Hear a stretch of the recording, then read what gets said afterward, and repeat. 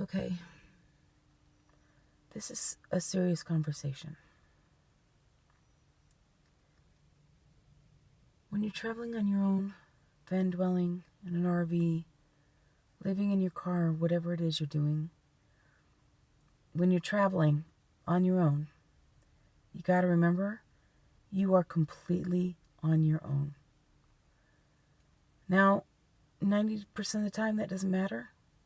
98% of the time it doesn't matter. I mean, if you want to talk to people, you go talk to the locals, whatever.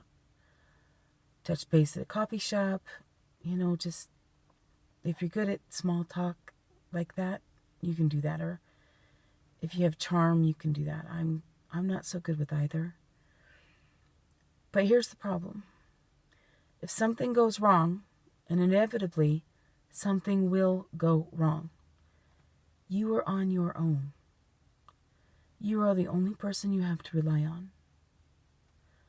So whether it's the van breaks down because of engine trouble or transmission trouble or whatever,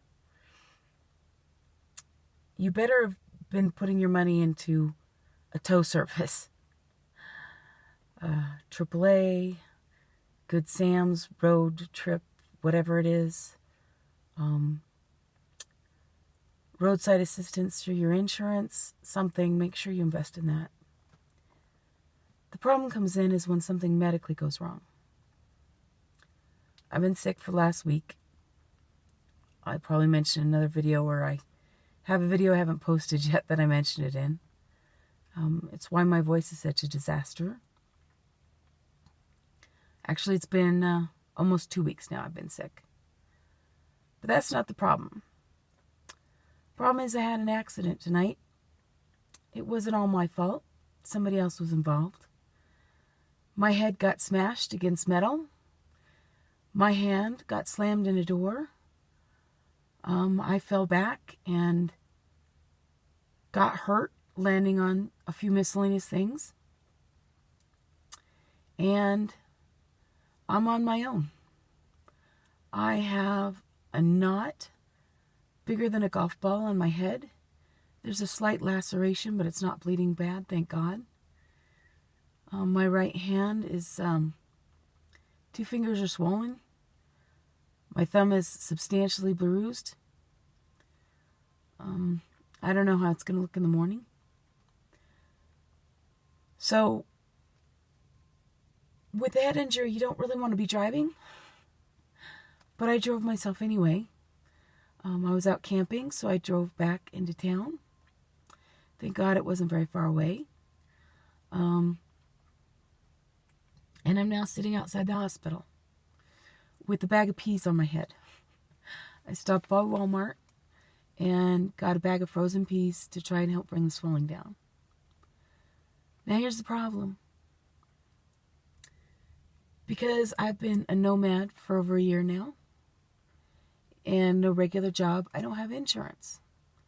Obamacare is way too expensive for me to afford. And although I look into it every year to try to find some insurance I can afford, there isn't any out there that I can't afford. So I have no insurance. I don't have much of an emergency fund anymore because that got used up for stuff for the van, having to get a couple things fixed.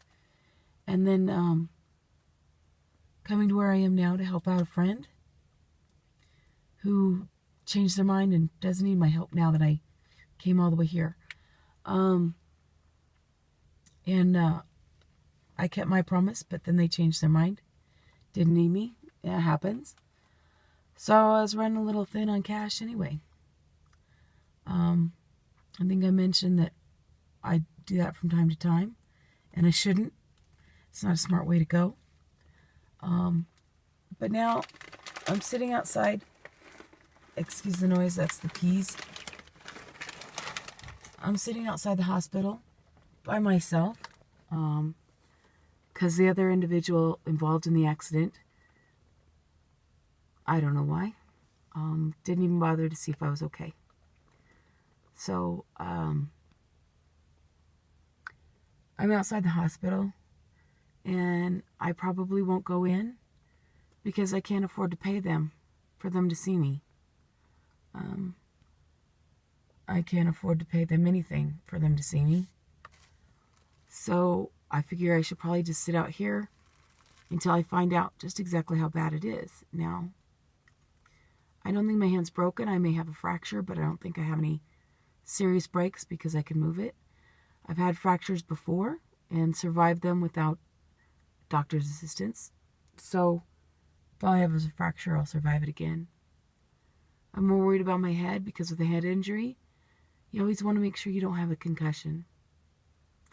You don't want to go to sleep with a head injury. Because if your brain starts swelling, you die. You don't want to lay down because your brain could start swelling and you die. You don't want to take aspirin because that thins blood. And if your brain's swelling or you're bleeding inside your skull and you take aspirin, you could die. So, yeah, this is a serious conversation. So, it's only like 10 o'clock at night, and I have to find a way to keep myself awake for the next 8 hours for observation. Self-observation. Because I have no one here to help me stay awake. I have no one here to observe me to see if my eyes are dilated or if I seem okay. That's part of why I'm doing this video. I figure I will play it back a few times and find out if I'm slurring my words.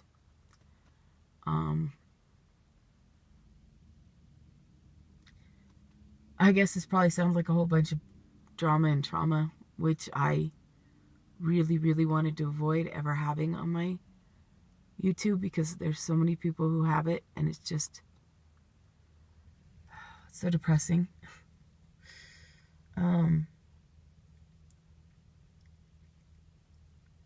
Why am I posting this? I think it's important that people are aware. I know a couple of young girls who've thought about van dwelling when they graduate from high school. They want to travel. And I'm all for traveling and seeing new things and spreading your wings. But you certainly have to be prepared, more prepared than I am. You have to have backup. You have to have an emergency plan, a what-if plan.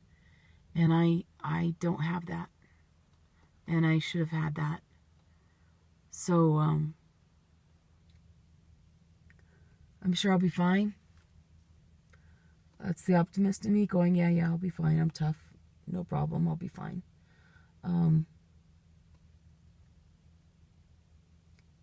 But I got to tell you, this is not the best situation to be in. Not at all. Anyway, I hope y'all are doing better than me. And don't be afraid to get out there. Just make sure you're safe. Take precautions. Have what-ifs and plans in mind. You make plans. And have an emergency fund. And if you possibly can, make sure you have insurance. So that way if something does happen, you don't have to hesitate to go to the hospital to make sure you're okay. All right? Take care, y'all.